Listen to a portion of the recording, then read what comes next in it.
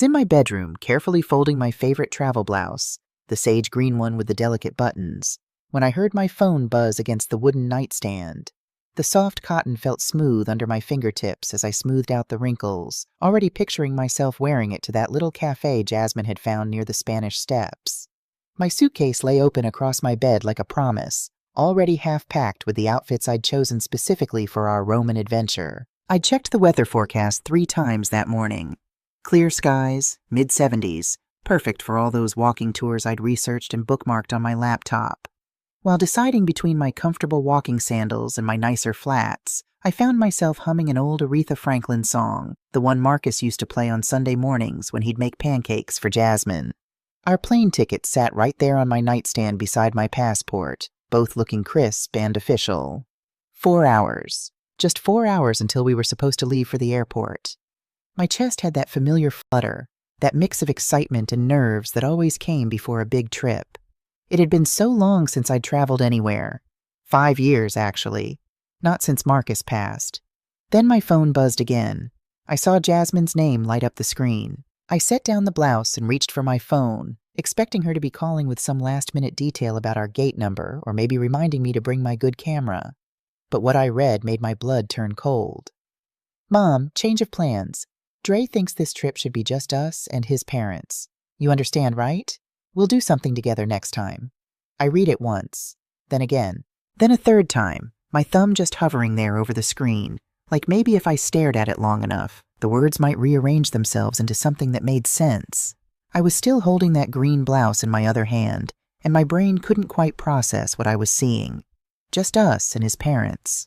Those words kept repeating in my head like a song stuck on loop. But I was her mother.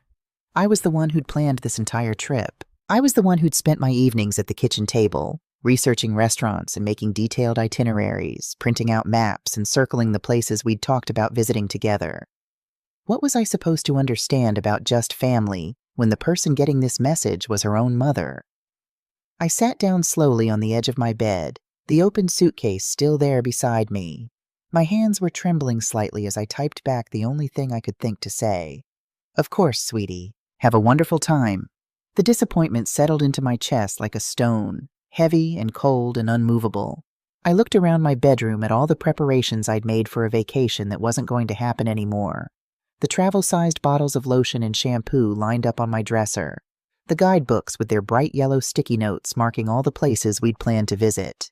The new camera I'd bought just for this trip, still in its box, unopened. I'd spent $340 on that camera. Money from my paycheck at the hospital, saved up over 3 months of extra shifts.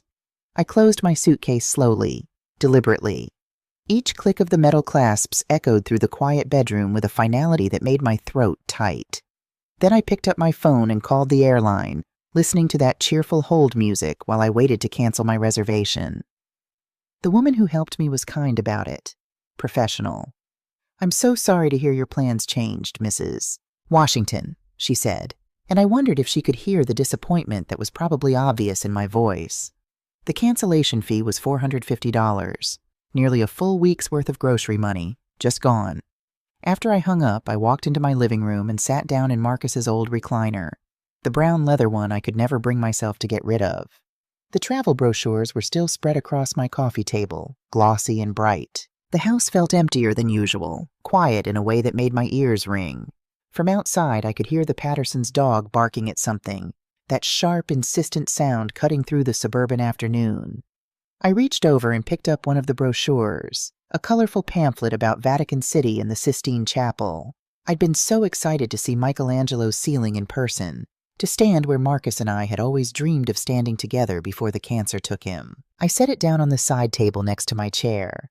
It was a small, pointless gesture, but it was about all I could manage in that moment. That's when it really hit me. I'd been very carefully and very intentionally excluded from their plans.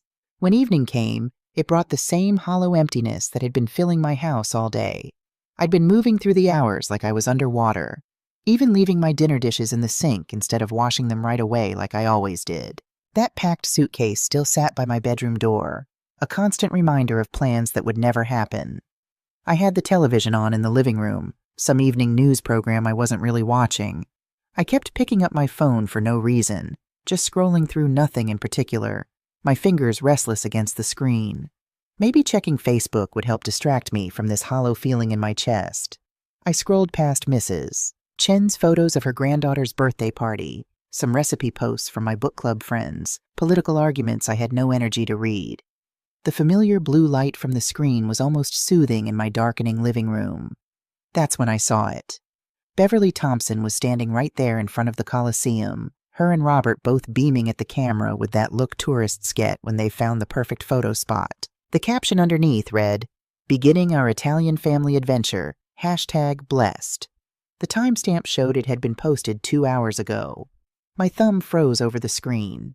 Maybe they'd taken a different trip, I told myself. Maybe this was an old photo they'd decided to post now. But my heart was already beating faster as I clicked on Beverly's profile to see more. And there it was. Same location, same time. But this photo showed 4 people, Beverly and Robert, D.r.a.m.a and Jasmine, all grouped together at some Roman cafe with the Trevi fountain visible in the background.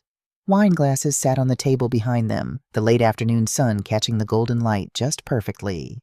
Jasmine had written a caption that made my stomach drop. So blessed to spend quality time with real family in the Eternal City, #family first. Real family. I counted the faces in that photo with fingers that had started to shake. 1, 2, 3, 4. That word real felt like it was burning itself into my brain. I set the phone down on my coffee table, their happy faces still glowing up from the screen. I stood and walked to my kitchen window, looking out at the Martinez house across the street, where I could see warm lights shining from their windows. A family spending their evening together. The feeling of betrayal hit me in waves, each one harder than the last. I grabbed my phone again, telling myself maybe I'd misunderstood somehow. Maybe if I looked again, those photos would show something different. But there they were, still posted with recent timestamps, their faces still radiant with that carefree joy. All 4 of them, together in the city I'd been dreaming about visiting, enjoying the vacation I'd planned, following the itinerary I'd spent hours researching. I walked back to my kitchen window and caught sight of my own reflection in the darkened glass, pale, with circles under my eyes that seemed to have appeared overnight. Behind my reflection, I could still see their group photo glowing on my phone screen, their happiness contrasting sharply with the image of me standing here alone. The difference was stark and painful, like a photograph that showed me exactly where I stood in their version of what family meant. I barely slept at all, just lying there in the dark, tossing and turning while images of their vacation kept flashing through my mind. When morning finally came with its gray light creeping through my bedroom curtains, I knew I couldn't let this go without answers. I had to understand why this had happened. My coffee cup trembled slightly in my hands as I sat at my kitchen table, rehearsing in my head what I was going to say to Jasmine. With the time difference, it was already afternoon in Rome, the perfect time to call. I took a deep breath and dialed her number, listening to that expensive international ringtone. It rang 3 times, then 4, then I heard her voice, bright and happy. "Hey, Mom!" I could hear noise in the background. D.r.a.m.a talking, street sounds, the busy atmosphere of an Italian city. People laughing. The clink of glasses. "I need to understand something," I said, getting straight to the point. "What's that?" She sounded distracted, probably looking at some storefront or tourist attraction. "I saw the photos on Facebook. Beverly and Robert are with you." There was a pause, a long one. When she spoke again, her voice had changed, taken on that defensive edge I knew too well. "Mom, we can talk about this when I get back." "You told me it was just for family," I interrupted. "So what does that make me?" Her voice got colder. "Listen, D.r.a.m.a said you can be a lot to handle. He didn't want you making his vacation difficult." A lot to handle. The phrase hit me like a slap. Making it difficult? I'm the one who planned this trip. I'm the one who bought the tickets. And Beverly and Robert paid their own way, she cut me off. They don't expect us to take care of them constantly. Constantly. The word just hung there in the air between us like an accusation. "I helped you too, Jasmine. I've always helped you." "That was your choice," she said sharply. "We never asked you to make us feel guilty about it." I could hear D.r.a.m.a laughing about something in the background. His voice relaxed, carefree, completely unaware of this conversation. The sound of it made my jaw clench. "Honestly, Mom," Jasmine continued, her voice getting harder with every word, "D.r.a.m.a was right about this. You need too much attention. You always have. My phone felt like it weighed 1,000 pounds in my hand. "I see," I said quietly. "Good. We'll talk when we get home. I have to go. We have reservations." "I understand." I ended the call without saying goodbye. I set the phone down very carefully on the table. That phrase, "need too much attention," kept echoing in my head like a terrible song I couldn't shut off. I found myself walking to my home office, pulled there by an impulse I couldn't name. Every wall was covered with family photos. There was one of me teaching Jasmine to ride her bike, her little face scrunched up in concentration. Her high school graduation photo, where she'd been valedictorian. Her wedding day, when I'd walked her down the aisle with tears of joy streaming down my face because Marcus couldn't be there to do it. My hands slowly closed into fists as I looked at all these images of a relationship I had apparently been completely wrong about. In one picture, I was holding baby Jasmine in the hospital, both of us looking at the camera. Marcus had taken that photo, his hands still shaky with new father nerves. My reflection in the glass showed an older woman now, harder looking, with something cold starting to form behind her eyes. I reached out and straightened one of the frames with small, careful movements. That little gesture felt important somehow, like I was adjusting more than just a crooked photograph. I stayed in that office for a long time after the phone call, surrounded by all this evidence of what I'd thought was love but was apparently just me being useful. Every photo on that wall was telling a story I was only now beginning to understand correctly. There was the wedding photo where I'd walked Jasmine down that aisle. I'd spent $15,000 on that day, money I'd borrowed against my own house, making sure every detail was perfect because I wanted her to be happy. The college graduation picture sat beside it. I'd paid off her student loans when D.r.a.m.a couldn't find work after his own graduation, draining my savings account down to almost nothing. Scattered across my desk were printed photos from when they'd bought the house on Oak Avenue that I'd made possible. I'd co-signed their mortgage when the banks wouldn't approve them on their own. More than that, I'd given them $95,000 for the down payment. Money from Marcus's life insurance policy. Money that was supposed to be for my retirement, for my future, for the life Marcus and I had planned to live together before the cancer took him away. I opened my desk drawer and pulled out the file folder I'd been keeping, bank statements and receipts I'd saved out of habit, the way Marcus always taught me to do. The down payment money, $95,000 from my retirement savings. Car payments I'd taken over when D.r.a.m.a lost his job at the tech startup. Credit card bills I'd paid when they couldn't make their minimum payments. The vacation savings account I'd been building up for years, money that had ended up buying their plane tickets to Italy. But it wasn't just about the money. I started remembering all the plans I'd canceled, all the things I'd given up that went so much deeper than dollars and cents. That fishing trip with the ladies from my church that I'd called off because Jasmine needed me to watch the house while they were gone for a weekend. That nice man from my book club, William, who'd asked me to dinner. I'd told him no because Jasmine had called, frantic, needing help moving furniture in their new place. It couldn't wait, she'd said. It was an emergency. My own dreams of travel that I kept putting off, year after year, while I was supporting theirs instead. Those Sunday dinners where I'd cook Jasmine's favorite foods, and D.r.a.m.a would barely look at me across the table. Holiday gatherings where I'd felt like an outsider in my own daughter's home. All those subtle ways he'd made me feel unwelcome while taking my financial support without a second thought. All those times Jasmine had sided with him, choosing his comfort over her own mother's feelings. The pattern was so obvious now. How had I missed it? My hands trembled as I turned the family photos face down on my desk, one by one. That phrase, "need too much attention," kept repeating in my head, over and over. I finally understood the difference between being loved and being useful. They'd never wanted me in their lives. They'd wanted me to fund their lives. I stood up so fast my chair hit the wall behind me. The mirror on the opposite wall showed someone who'd been used for years, someone who'd confused generosity with love and gotten manipulation in return. The reflection showed a woman who'd been patient and giving, and this was how she'd been repaid. I opened my laptop and stared at my online banking page, where both Jasmine and D.r.a.m.a had authorized user access to my credit cards. I'd given them that access 3 years ago, when Jasmine was building her credit and asked if she could be added to my account. "Just temporarily, Mom," she'd said. "Just until my score improves." My finger hovered over the trackpad, one click away from changing everything. But I closed the laptop. Some decisions needed planning, not impulse. I'd learned that from Marcus. He used to say, "Diane, when you're angry, count to 10. When you're furious, sleep on it. When you're ready to burn it all down, make a plan first."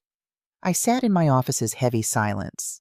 The closed laptop felt like a door I wasn't quite ready to open yet.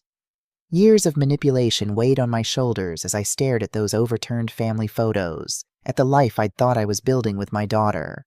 My quiet house held its breath, waiting. Then my phone pinged. I almost ignored it, expecting some spam notification or a message from the hospital about shift schedules. But something made me check. It was my banking app. Account alert, transaction processed. I opened the app, expecting to see some utility bill I'd forgotten about.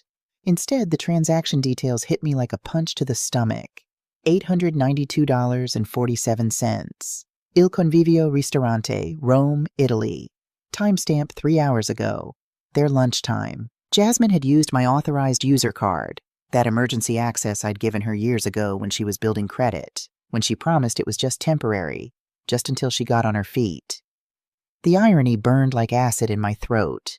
They'd excluded me from their family vacation, told me I was too much to handle, too needy, too demanding of attention. But my money? My money was apparently welcome at their table. My credit card was family enough to pay for their fancy Roman lunch. I scrolled through the recent transactions, my hands starting to shake. $347. Boutique Valentino, Rome, $156. Cafe Greco, Rome, $423. Galleria Borghese, Rome, $234. Luxury leather goods, Rome, one charge after another, adding up to over $2,000 in just 3 days. While I sat here alone in Cedar Falls, Iowa, eating leftovers from my refrigerator, they were shopping at designer boutiques and eating at restaurants I'd researched for us to visit together. My phone buzzed again. Another charge. $127. Elegant style Rome. She was shopping right now, right this very moment. While I was processing their betrayal, Jasmine was swiping my card at some Italian boutique, probably not giving me a second thought. That decided it. I opened the credit card app on my phone and navigated to the account management section. Jasmine's name sat there in black letters, representing years of financial access I'd granted out of love, access that had been returned as manipulation and exploitation.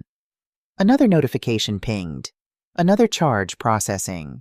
My finger hovered over the Remove Authorized User button. Years of being supportive, of being there, of being taken for granted, warred with the cold certainty that support and exploitation were very different things. The confirmation message appeared. Are you sure you want to remove this authorized user? This action cannot be undone. I thought about that text message. Just family. I thought about that Facebook caption. Real family. I thought about Jasmine's voice on the phone. You need too much attention. I thought about Beverly and Robert, smiling in front of the Coliseum I was supposed to see with my daughter. I selected yes. Authorized user access revoked. Changes effective immediately. I sat there for a moment staring at the confirmation screen. Then I went to my second credit card and did the same thing. Both cards, both accounts, Jasmine's access to my money, gone in 2 clicks. For the first time in days, I felt something shift in my chest. Not happiness exactly, not satisfaction, but something close to control, like I'd taken back a piece of myself that I hadn't even realized was missing. I set my phone down carefully on my desk and looked at my reflection in the darkened computer screen. For the first time since this nightmare began, I saw the ghost of a smile on my face. I stood up and walked to my kitchen, moving with more purpose than I'd felt in days. The coffee maker gurgled while I heard the Martinez's lawnmower start up outside. Normal life continuing around me while something fundamental shifted inside. I poured myself a cup of coffee and sat down at my kitchen table with my laptop.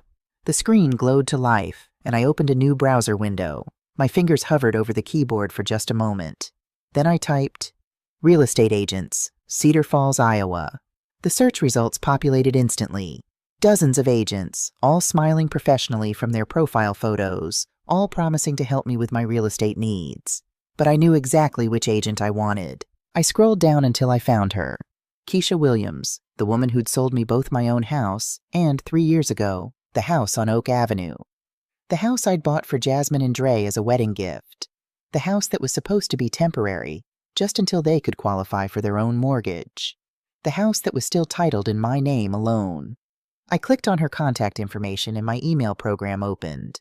My hands were steady now as I began to type. Subject: need to discuss Oak Avenue property. Urgent. I paused, my fingers resting on the keys. This was it. This was the line. Once I sent this email, there would be no going back. This wasn't removing credit card access. This was something much bigger, much more final. I thought about Jasmine's threat. We're looking into assisted living for you. We'll sell your house to cover the costs. I thought about how she'd said it so casually, like my entire life, my home, my independence were just inconveniences to be managed. I started typing again. Dear Keisha, I hope this email finds you well. I need to discuss selling the Oak Avenue property as soon as possible. The current occupants are traveling and will return next Wednesday. I'd like to have this handled before they arrive back. Please call me at your earliest convenience. Best regards, Diane Washington. My cursor hovered over the send button. From the living room, I could see that suitcase still sitting by my bedroom door. The trip that never happened. The vacation I'd planned with such hope and excitement. On my coffee table, those glossy brochures about Rome still lay scattered, their bright photos mocking me with promises of adventure I'd never get to experience. On my desk, those face-down family photos sat in silent accusation. I clicked send. The whoosh of the email leaving my outbox sounded louder than it should have in my quiet house. I closed my laptop slowly and sat back in my chair, my coffee growing cold in my hands. Outside, the sun was setting over Cedar Falls, painting the sky in shades of orange and pink that Marcus would have loved. Somewhere across the ocean, in a city I'd never get to see with my daughter, Jasmine was probably trying to use my credit card right now, probably getting confused when it declined, probably about to call me, furious. Let her call. I'd spent 32 years being Jasmine's mother, being whatever she needed me to be, giving whatever she asked for, sacrificing whatever was necessary. I'd put her first through every decision, every choice, every moment of my life since the day she was born. Maybe it was time to put myself first for once. My phone sat silent on the table in front of me. No calls yet, no angry texts. They probably hadn't tried to use the card again. But they would.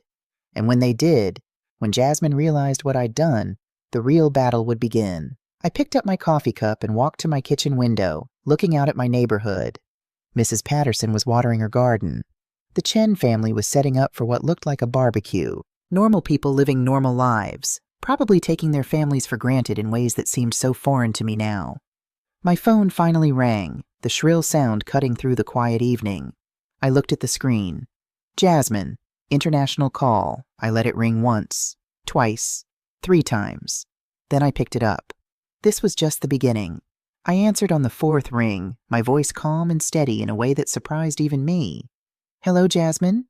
Mom? Her voice was sharp, cutting. No greeting, no pleasantries. What did you do to the card?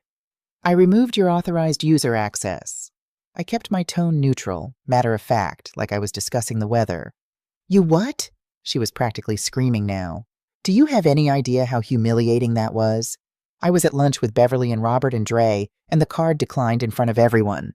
That must have been embarrassing, I said, and I meant it. I could picture the scene, the waiter returning to their table, Jasmine's face flushing with shame, Beverly's raised eyebrows, D.r.a.'s irritation.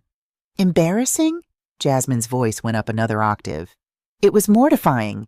The waiter came back 4 times, Mom. 4 times. Beverly thinks we're broke now, thanks to you. You should probably use your own card then, I suggested calmly. There was a pause, and I could hear muffled conversation in the background. Jasmine covering the phone, probably explaining to D.r.a.m.a what was happening. When she came back, her voice had changed. It was colder now, more calculated. This is financial abuse, Mom. You're trying to control me with money. I actually laughed. I couldn't help it. The sound came out dry and bitter, nothing like my usual laugh. That's interesting, coming from someone who just threatened to put me in a nursing home and sell my house. We're trying to help you, she shot back. You're clearly not capable of managing your own affairs anymore. I'm 58 years old, Jasmine. I work full-time as a nurse. I manage a household. I pay my bills. What exactly makes you think I'm incapable? This, she snapped. This right here. This irrational behavior. Cutting off my card access over one little vacation. One little vacation where you told me I wasn't family, I interrupted quietly. One little vacation where you chose your husband's parents over your own mother. One little vacation that you're charging to my credit card while calling me too needy. Silence. We can talk about this when we get back, Jasmine finally said, her voice tight and controlled. When you've had time to calm down and think rationally. Oh, I'm thinking very rationally right now, I assured her. Probably more rationally than I have in years. When we get home, Jasmine continued, and I could hear the threat in her voice now, barely concealed beneath a veneer of concern. Dre and I are going to sit down with you and discuss some options. We've been talking, and we both agree. You need help, Mom. Professional help. And we're going to make sure you get it, even if you don't think you need it. My hand tightened on the phone. What kind of help?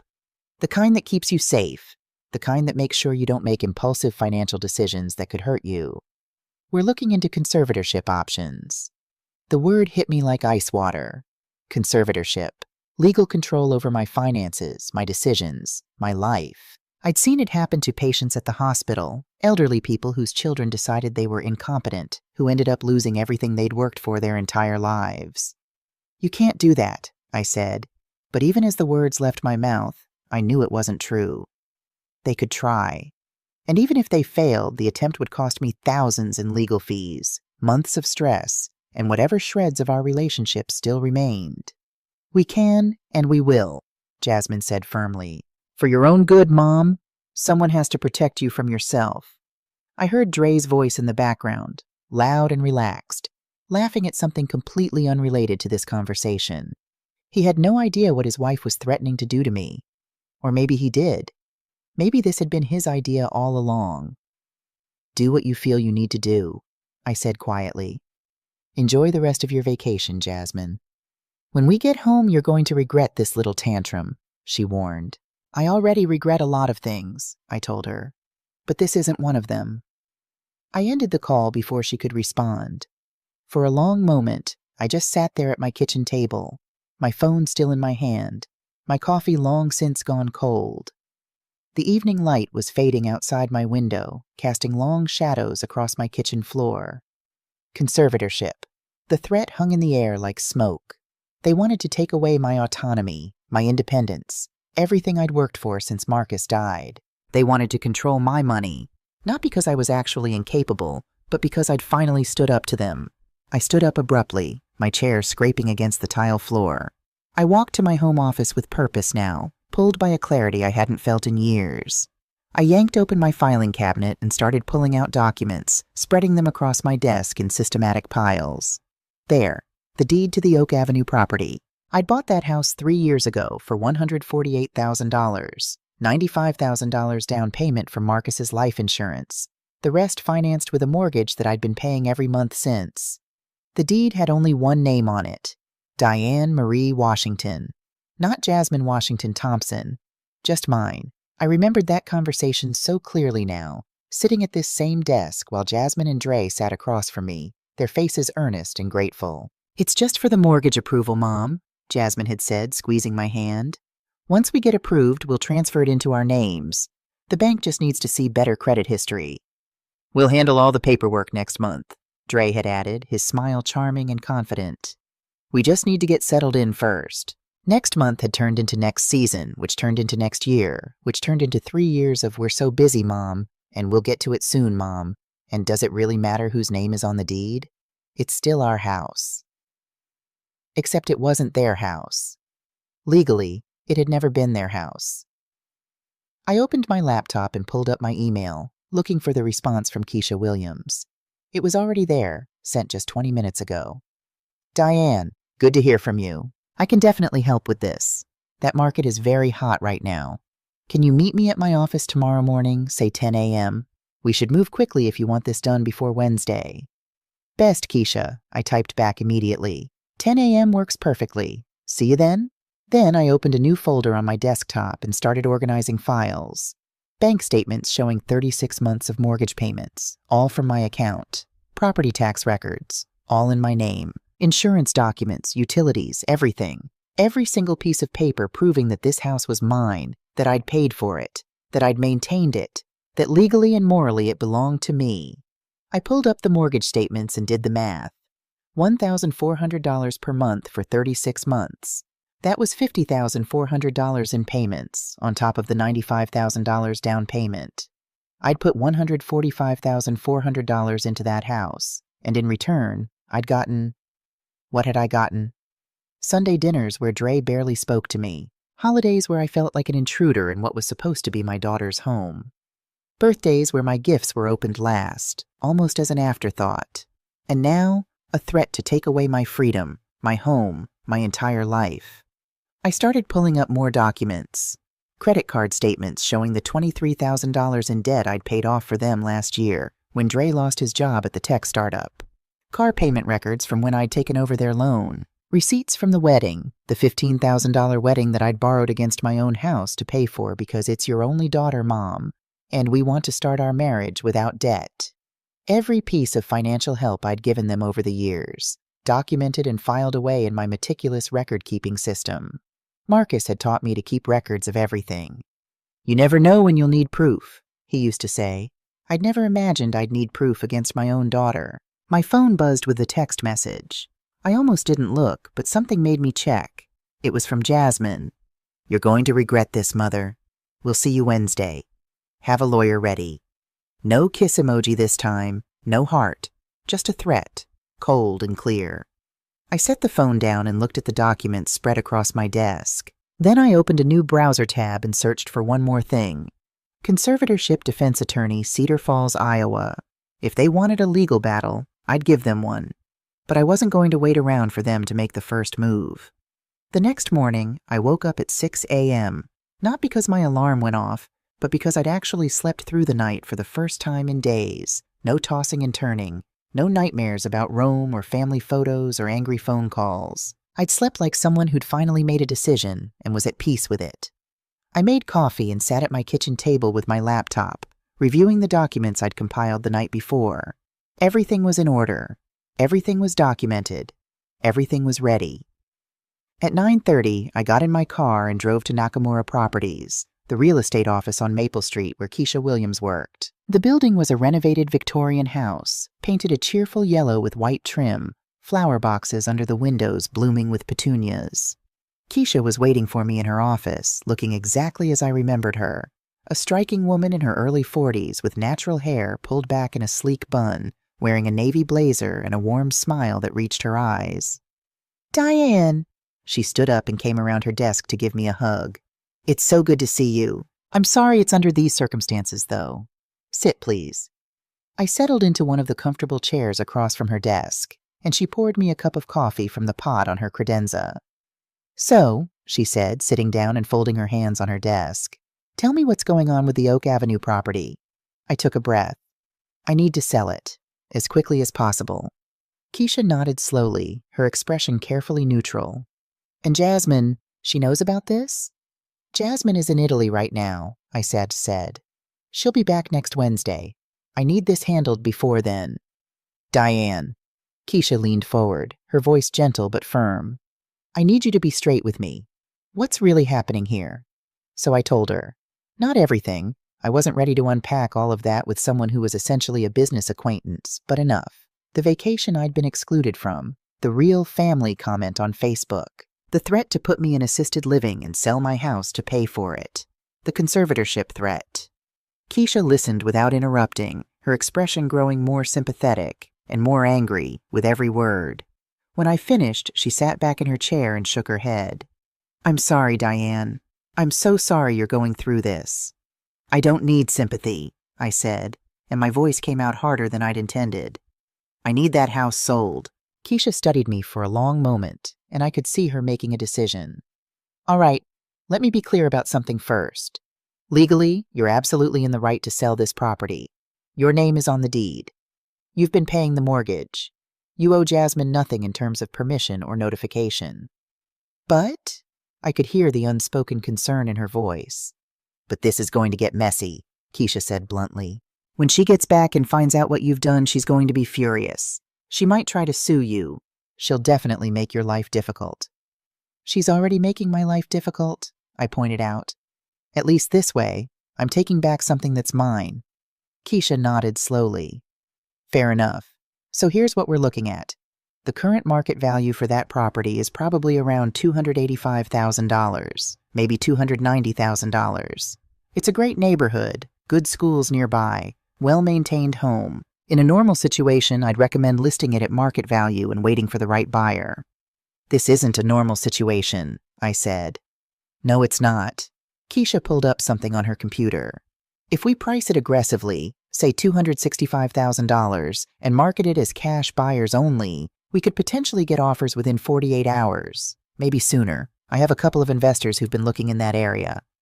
Do it, I said immediately. Diane, you'd be leaving $20,000 on the table. I don't care about maximizing profit, I interrupted. I care about being free of this before Jasmine gets back. I care about protecting myself from whatever legal action she's planning to take against me. Price it to sell, Keisha. Please. She looked at me for another long moment, then nodded. All right. I'll need to get a photographer over there today for listing photos. Do you have access to the property? I pulled out my key ring and slid the spare key to the Oak Avenue house across her desk. I still have the emergency key I kept when we closed on the house. The place should be empty. They're not due back until Wednesday. Perfect. Keisha took the key and made a note on her pad. I can have my photographer there this afternoon. We'll get it listed by this evening, and I'll push it to every cash buyer I know. If we're lucky, we'll have an offer by Monday. And the closing? I asked. If we find the right buyer, someone who's serious and has cash ready, we could potentially close by Tuesday. It would be tight, but it's doable. Tuesday, the day before Jasmine and D.r.a.m.a were due back. Make it happen, I said. Keisha smiled, and there was something fierce in it. Consider it done. That afternoon, I drove past the Oak Avenue house just once, slowly, like I was any other neighbor out for a drive. Keisha's photographer was there, a young man with professional equipment, taking pictures of the exterior.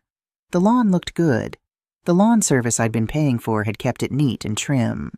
The flower beds I'd planted last spring were still blooming, bright splashes of color against the white siding. It was a beautiful house.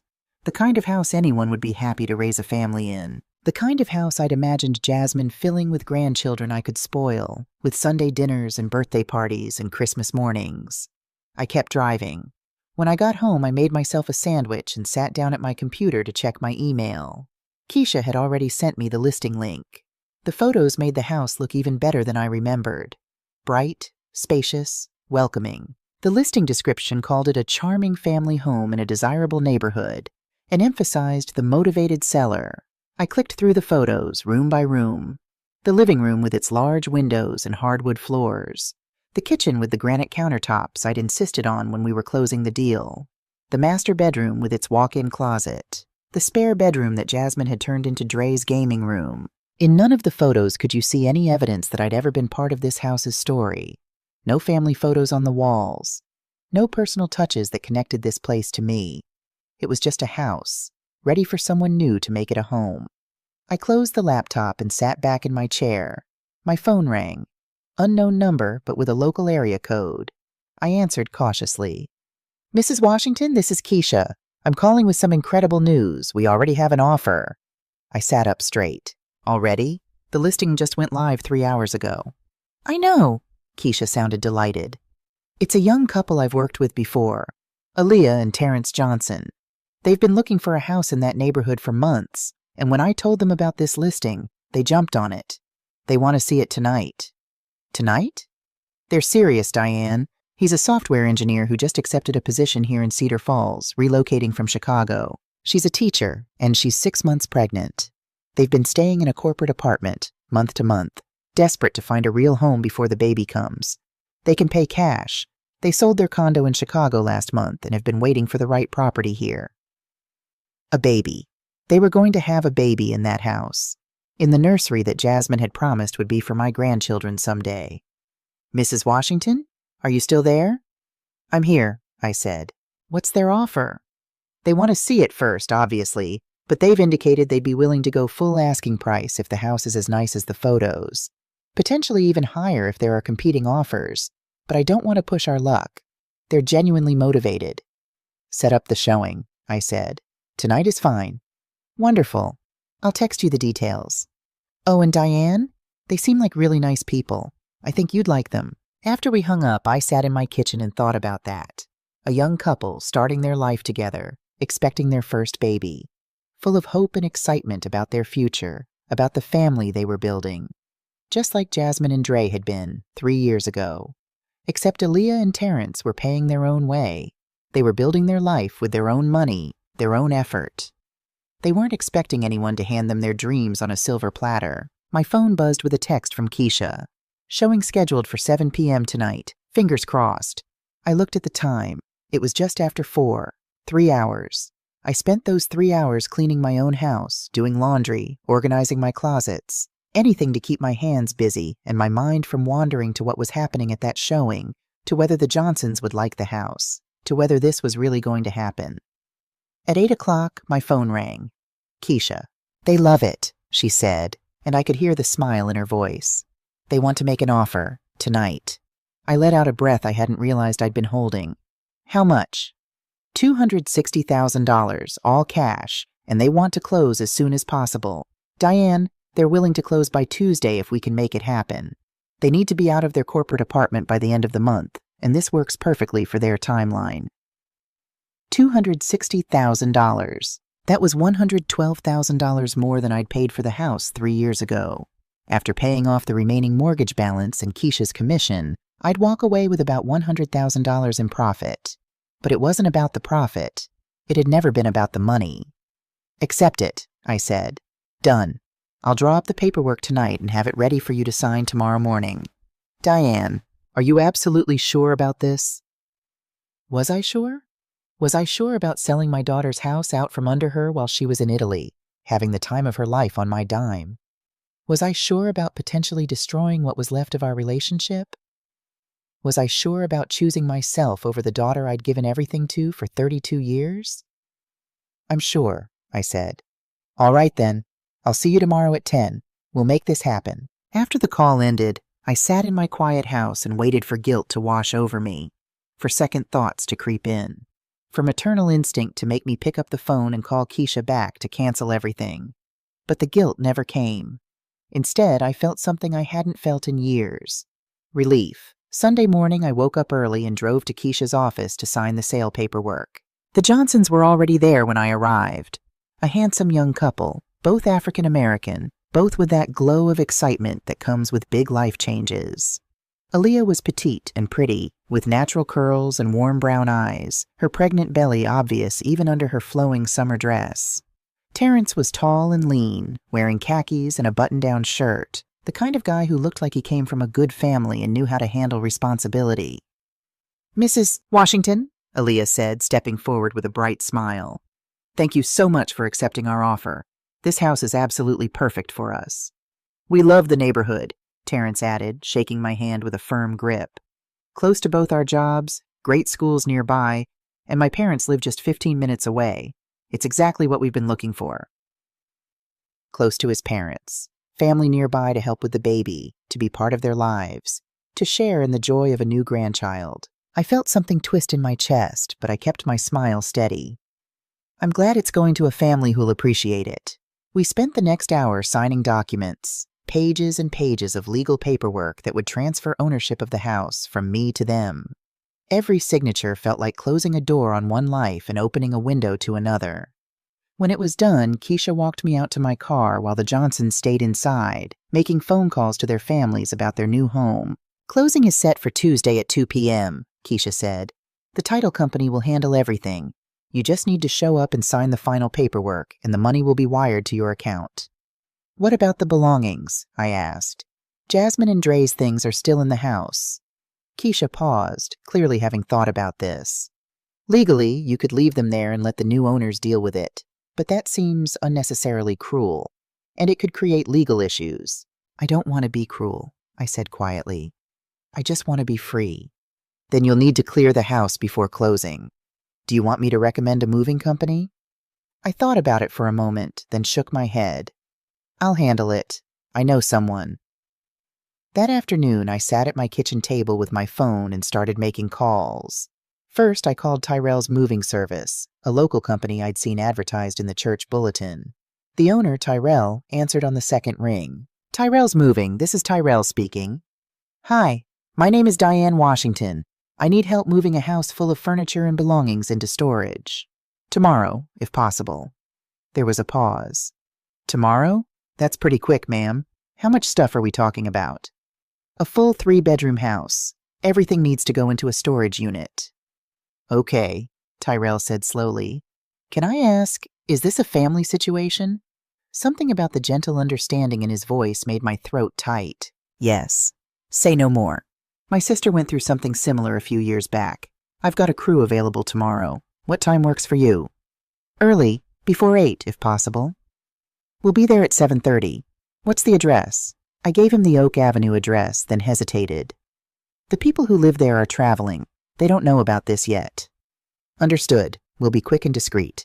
Do you need help arranging the storage unit, or do you have that handled? I need to arrange it. I work with Secure Store over on Pine Street pretty regularly. Want me to give you their number? 20 minutes later, I had a 10 by 20 storage unit rented at Secure Store, paid for through the end of the month. After that, the charges would go to whatever credit card was on file, and I'd make sure that card was one of Jasmine's, not mine. I'd paid for enough of her life already. That night I lay in bed staring at the ceiling, playing through tomorrow's events in my mind. Tyrell and his crew would clear out the house while I supervised. Every piece of furniture I'd bought for Jasmine, every gift I'd given her, every item I'd paid for, all of it boxed up and hauled away to a storage unit she'd have to pay for herself. My phone buzzed on the nightstand. Another Facebook notification. Against my better judgment, I checked it. Jasmine had posted a new photo, her and D.r.a.m.a at what looked like a fancy restaurant, both dressed up, wine glasses on the table, candlelight reflecting off their faces. The caption read, "Last night in Rome with my love. So grateful to be spending this time with people who actually support us instead of trying to control us. Hashtag toxic free, hashtag new beginnings, hashtag family by choice." The comments were already piling up. Beverly Thompson. So proud of you both for setting healthy boundaries. Keandra Mills. Yes, girl. Cut off that negative energy. Someone I didn't recognize. Family isn't always blood. Surround yourself with people who lift you up. I stared at that post for a long time. Toxic. Controlling. Negative energy. That's what I was to her now. Not the mother who'd worked double shifts to pay for her college. Not the woman who'd drained her retirement savings to buy her a house. Not the person who'd sacrificed her own dreams and happiness to support hers. Just toxic. Just controlling. Just negative energy to be cut away. I took a screenshot of the post, saved it to a folder on my phone labeled Evidence, and then closed Facebook without commenting or reacting. Let her tell her story. I'd tell mine when the time came. But not in Facebook comments. Not in public arguments. Not in any way that gave her the satisfaction of seeing me hurt or angry or desperate for her validation. I'd tell my story through actions, not words. And tomorrow morning, those actions would begin. Monday morning came with clear skies and a cool breeze that felt like a blessing. I was at the Oak Avenue house by 7:15, sitting in my car at the curb, sipping coffee from my travel mug, and watching the empty windows of what had been my daughter's home. At exactly 7:30, Tyrell's truck pulled up. A large moving van with Tyrell's Moving Service, family-owned and operated, painted on the side. 3 men climbed out. Tyrell himself, a solid man in his 50s with kind eyes and strong shoulders, and 2 younger guys who looked like they could handle heavy furniture without breaking a sweat. Tyrell walked over to my car, and I rolled down the window. "Mrs. Washington?" "That's me. Call me Diane, please." He smiled. "Diane it is. Listen, before we start, I just want you to know, we're going to handle everything with care and respect. I know this kind of situation isn't easy." Something about his genuine kindness made my eyes sting with unexpected tears. I blinked them away quickly. "Thank you. I appreciate that." I got out of my car and led them to the front door, using my key to let us all inside. The house was dim and quiet, smelling faintly of Jasmine's expensive perfume, the kind I'd bought her for Christmas last year. "All right," Tyrell said, pulling out a clipboard and looking around the living room with a professional eye. "We'll start with this big furniture, work our way down to the smaller items, then box up everything else. Should take us about 4, maybe 5 hours with a house this size. You want everything moved out? Everything?" "Everything," I confirmed. "It all goes to storage. Even the kitchen stuff? Dishes, pots, and pans?" I thought about the kitchen set I'd bought them as a housewarming gift, the expensive cookware Jasmine had insisted she needed. Everything, I repeated. Tyrell nodded and turned to his crew. You heard the lady. Let's get to work. They moved with efficient precision, wrapping furniture in blankets, loading boxes, working in a choreographed dance that spoke of years of experience. I walked through the rooms slowly, watching them pack up the life I'd helped build for my daughter. The living room furniture, the sectional sofa I'd bought last Christmas for $3,400 because Jasmine said the old one was embarrassing when D.r.a.m.a's friends came over. The 75-inch television I'd purchased on Black Friday, standing in line for 3 hours in the cold to get the deal. The coffee table I'd found at an estate sale and refinished myself, spending 3 weekends in my garage sanding and staining because Jasmine had admired something similar in a catalog but couldn't afford it. All of it, wrapped and carted away to the truck. In the master bedroom, I stood in the doorway and watched Tyrell's crew disassemble the bed, the expensive king-size frame and mattress set I'd bought for their first anniversary. Jasmine's closet was still full of clothes, designer labels I'd helped her buy. Shoes I'd purchased lined up neatly on shelves. Easily 200 pairs, many of them never worn. D.r.a.m.a's side of the closet was equally full. Suits I'd paid for when he needed interview clothes. Sneakers that cost more than my monthly grocery budget. The watch collection he'd started, each piece worth hundreds of dollars, all gifts from me, or purchased with money I'd given them. Ma'am? One of Tyrell's crew members, a young guy named D.r.a.m.a, was standing in the doorway holding a photo album. Should I pack this? I took it from him and opened it. Wedding photos. Page after page of Jasmine and D.r.a.m.a on their perfect day, the day I'd paid $15,000 to make happen. I flipped through slowly, looking for myself. There, in the background of one photo, barely visible as guests arrived. There again in a group shot on the far edge of the frame, almost cut off. A third photo showed me walking Jasmine down the aisle, Marcus's role that had fallen to me, but the photographer had captured it from an angle that mostly showed Jasmine's radiant face and barely showed mine at all. In an album of maybe 50 photos, I appeared in 3, always in the background, always peripheral, always forgettable. Pack it, I told D.r.a.m.a, handing it back to him. In what was supposed to be the nursery, I found the crib I'd bought 2 years ago when Jasmine first mentioned they were trying for a baby. It had never been used. The room had become a storage space instead. D.r.a.m.a's golf clubs, Jasmine's exercise equipment that she'd used maybe twice, boxes of decorations and seasonal items. No baby, no grandchild, just broken promises and empty rooms. You okay, Mrs. Washington? Tyrell had come up behind me quietly. Need a minute? I realized I'd been standing there for several minutes, just staring at that unused crib. I'm fine, I said, but my voice cracked on the words. This is Jasmine's house? Tyrell asked gently. It was, I said. I bought it for her. She was supposed to fill it with family, with love, with the grandchildren I'd never get to meet. Instead, she filled it with things I bought her and resentment toward the mother who gave her everything. Tyrell was quiet for a moment.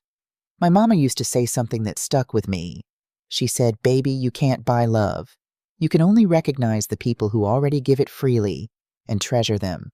Took me a long time to understand what she meant. I looked at him, this stranger who was helping me dismantle my daughter's life, and saw genuine compassion in his eyes. Your mama was a wise woman, I said. Yes, ma'am, she was. He gestured to the crib. Want us to pack this too? I took one last look at it, at the dreams I'd had of rocking my grandchild to sleep, of teaching them to bake cookies the way I'd taught Jasmine, of being the grandmother Marcus never got to be. Pack it, I said. By 1 o'clock in the afternoon, the house was nearly empty. I walked through the rooms one last time, my footsteps echoing on the bare hardwood floors. In the kitchen, afternoon light streamed through the windows onto empty countertops. In the living room, dust motes danced in the air where furniture used to be. In the master bedroom, the carpet showed indentations where the bed frame had rested. It looked like a house waiting for someone to make it a home. In a way, I supposed that's exactly what it was. I found Tyrell in the garage, supervising the loading of the last few boxes. That's everything, he said, checking his clipboard. We'll head over to the storage unit now and get it all unloaded. Should be done by 3. Thank you, I said, for everything, for being kind. He smiled. Just doing my job, Mrs. Washington. But for what it's worth, I think you're doing the right thing. Sometimes the hardest thing and the right thing are the same thing. After they left, I stood alone in the empty house, looking around one final time. On the kitchen counter, I left an envelope. Inside was a note I'd written that morning. Your belongings are in Secure Store Unit 42, Pine Street location. The first month has been paid. After that, you'll need to handle the payments yourself. The house has been sold. Closing is Tuesday at 2 p.m. New owners take possession Wednesday morning. I raised you to be independent, to stand on your own 2 feet, to make your own way in the world. I guess you'll get that chance now. Mom, I didn't sign it love, Mom. I couldn't bring myself to write those words, not after everything that had happened. I locked the door behind me and slid the key into the envelope with the note. The Johnsons would get their own keys at closing tomorrow. They didn't need mine. As I drove away from Oak Avenue for what I knew would be the last time, I didn't look in the rearview mirror. I kept my eyes forward, on the road ahead, on whatever came next. My phone buzzed with a text from Keisha. Everything set for tomorrow at 2 p.m. The Johnsons are so excited. See you then, tomorrow. 24 hours until this was final and irreversible.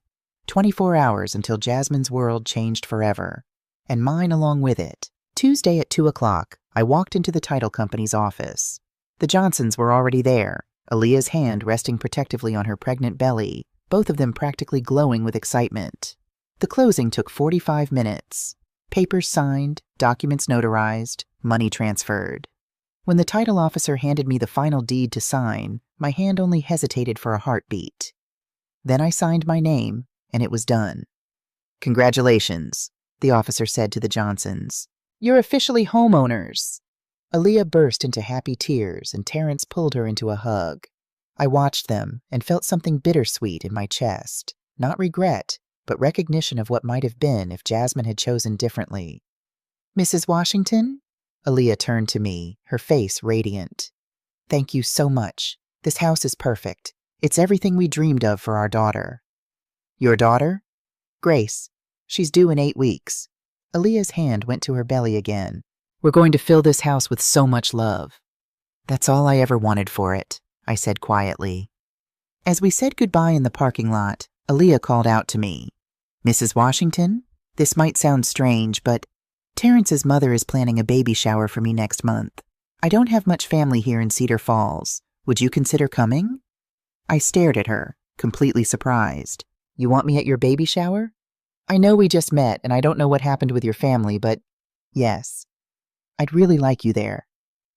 Something warm bloomed in my chest. I'd love to. We exchanged numbers and I drove home feeling lighter than I had in months. That evening, I checked my bank account obsessively until the wire transfer finally appeared at 5:47 p.m., $98,347.82. Nearly $100,000. Not just money, freedom. My phone rang. Sharon Hayes, my attorney. Mrs. Washington just checking in. Any word from Jasmine? Not yet. They land tomorrow afternoon. Good. Remember, document everything, stay calm, and call me if she threatens legal action. You're in the strongest possible position. What you did took real courage. It didn't feel like courage, I said. It felt like survival. Sometimes they're the same thing. That night, I made myself a real dinner and ate slowly, savoring each bite. Later, scrolling through Facebook, I saw Jasmine's latest post, a photo of her and Dre at the airport, luggage piled around them. Heading home after the most amazing week. Can't wait to get back to our beautiful home and start fresh. #HomeSweetHome. She had no idea. I took a screenshot from my evidence folder, then blocked her on Facebook. Not from anger, from self-preservation. For the second night in a row, I slept soundly. Wednesday afternoon at 4:47 p.m., I was drinking tea in my living room when Dre's car screeched into my driveway. Jasmine came storming through my front door without knocking, Dre right behind her. "What the hell did you do?" she screamed. I stood up calmly. "Hello, Jasmine. How was your flight?" "There are strangers in our house. Some pregnant woman is moving into our house." "I sold it," I said simply. The house was in my name. I sold it to the Johnsons. The color drained from her face. You sold our house?" "I sold my house. The house I bought, paid for, and maintained for 3 years. "That's theft," Dre shouted. "You can't just— Actually, I can sell my own property. The deed was in my name. I paid every mortgage payment. Legally and morally, it was mine. Where are our things? Jasmine demanded. Secure Store, Unit 42. First month paid. After that, you're on your own. I handed her an envelope. The key and paperwork. This is insane! Jasmine grabbed the envelope. We're calling the police. And telling them what? That I sold property I owned? Go ahead. We'll sue you, Dre threatened. With what money? Your cards are maxed out. You couldn't even pay for lunch in Rome. Jasmine's face crumpled. How could you do this? I'm your daughter. And you told me I wasn't real family. You threatened to put me in assisted living. You called me toxic. So I'm giving you what you wanted. Independence from your toxic mother. We were trying to help you.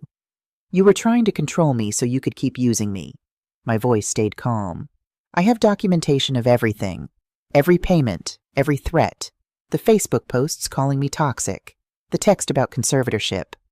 Fear flickered across Dre's face. We'll fight this, he said, but the certainty was gone. Then you'll lose. My attorney already confirmed it. Jasmine's anger cracked into something smaller, more desperate. Where are we supposed to go?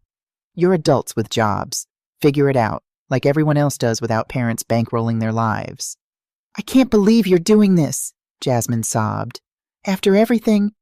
When was the last time you called just to talk? I interrupted quietly. When did you visit because you wanted to see me, not because you needed something? When did you ask about my life? She couldn't answer. You need to leave now. Dre pulled her toward the door. Come on, Jazz. At the threshold, Jasmine turned back. You'll regret this. Maybe, I said. But not today. After they left, I locked the door and slid the chain into place. Only then did I let myself cry. Not for what I'd done, but for what I'd lost. For the daughter I thought I had. For dreams that would never come true. But I was still standing. Still free. And that had to be enough. The lawsuit never came. Sharon called to say Jasmine's attorney had declined the case. No grounds. I cut my hours at the hospital to part-time, joined a book club, started yoga classes. I was learning to live for myself again. Then one Saturday, my phone rang. Unknown number. Mrs. Washington? It's Aaliyah Johnson. Aaliyah, how are you? How's the baby? She's perfect. Grace was born 3 weeks ago, healthy and beautiful. She paused. I'm calling because I found something while cleaning the attic. A box labeled Jasmine, Childhood Memories. Photos, baby clothes, letters. I think it was missed when the house was cleared. My heart stopped. A box? Would you like to come get it? You could meet Grace, too. The next afternoon, I stood on the Oak Avenue porch for the first time since selling it. The house looked completely different. A wreath on the door, a welcome mat, warmth radiating from inside. Aaliyah answered with a baby in her arms. Come in. The house was transformed. Family photos everywhere. The nursery painted soft yellow with clouds. This was what a home filled with love looked like. This is Grace, Aaliyah said, placing the sleeping baby in my arms. I looked down at that perfect face and felt something crack open in my chest. Not my granddaughter, not my family, but holding her felt like a gift anyway. Aaliyah brought out the box and gave me privacy. Inside, Jasmine's hospital bracelet, tiny first shoes, a drawing of Mama and Jazzy, holding hands, both smiling. Mother's Day cards proclaiming me best mommy in the world. Letters I'd written her every birthday, documenting my love and hopes. Photos of us laughing together before everything went wrong. I realized I was crying when tears hit the pictures. Aaliyah sat beside me quietly, hand on my shoulder. I don't know where I went wrong, I said, voice breaking. I loved her so much. Maybe that was the problem, Aaliyah said gently. Sometimes loving someone means letting them struggle. My grandmother said you can't live your children's lives for them. You can only love them and pray they find their way. What if I've lost her forever? Then you grieve, and you keep living. Because you're more than just someone's mother, Mrs. Washington. You're Diane. You're a whole person with your own life. Grace stirred in my arms, and something frozen inside me began to thaw. That baby shower invitation still stands, Aaliyah said. Next Saturday. I'd really like you there. You seem like the kind of woman I'd want in my daughter's life. I'd like that, I said. Very much. For the first time in months, I felt something like peace. I was parked at a Glacier National Park overlook, Duke, my 4-year-old German Shepherd, lying beside my camping chair. The sun was setting in impossible colors over the mountains. 3 months into my RV journey. 3 months of freedom. My phone buzzed. A text from Aaliyah. A photo of Grace sitting up, grinning. She said, "Mama today. Hope you're having amazing adventures." I smiled and sent back congratulations. Then I saw another text. From Jasmine. My heart stopped. I'd given her my number 2 months ago, after a careful coffee meeting where I'd told her I wasn't ready to be her mother yet, but maybe someday we could be friends. Jasmine. "Mom, I need to tell you something." My finger hovered over the message. Then I opened it. Jasmine. "Dre left me 2 months ago. Met someone at work. I lost my job. I'm staying with Keandra, but I can't afford rent. I'm scared. I don't know what to do." Another message appeared. Jasmine. "I'm not asking for money. I just needed you to know. You were right. About everything. I used you. I took you for granted. I called you toxic when I was the toxic one." My hands trembled. Jasmine. "I saw on Facebook that Aaliyah had her baby. She thanked Mama Diane for the blanket. I realized you found a new daughter. Someone who deserves you." Tears started in my eyes. Jasmine. "I don't expect you to forgive me. I just needed to say I'm sorry. I'm so sorry, Mama. I love you. I always did. I just forgot how to show it." I stared at my phone for a long time. Duke nuzzled my hand. I thought about the memory box in my RV, about baby Jasmine who drew pictures of us holding hands, about the little girl I'd lost somewhere along the way.